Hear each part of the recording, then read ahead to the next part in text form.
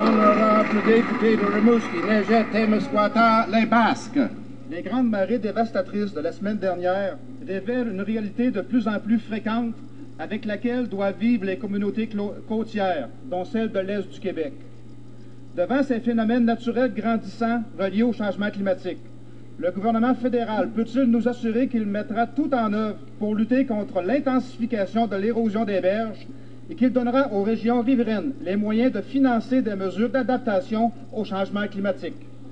L'honorable ministre d'État. Bien sûr, Monsieur le Président, c'est une triste situation pour les gens qui ont eu à vivre récemment ces inondations-là suite aux grandes marées de l'automne, Monsieur le Président. Donc, notre gouvernement est toujours près des citoyens et je suis certain, Monsieur le Président, que le Bloc ne veut surtout pas qu'on aille là où les premiers intervenants sont la province à leur place. Donc, la province va faire son travail là-dedans. Il y a des programmes fédéraux qui existent et la province va réclamer comme il se doit, bien sûr, Monsieur le Président, au gouvernement fédéral, via la sécurité publique, Monsieur le Président. L'honorable député de Rimouski, Neget, Témiscouata, les Basques.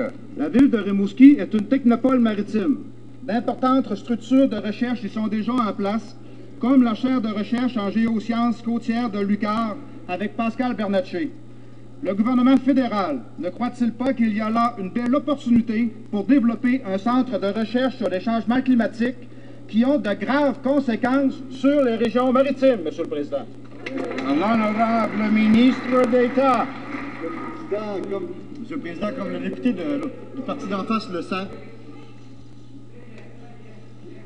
il y a eu plusieurs annonces faites par notre gouvernement, Monsieur le Président, à Rimouski récemment, pour consolider la stratégie et le pôle de technologie maritime alentour du développement de Rimouski et de l'Université du Québec à Rimouski, Monsieur le Président. Ceci dit, on doit féliciter les premiers intervenants qui ont aidé la population à vivre ce moment difficile.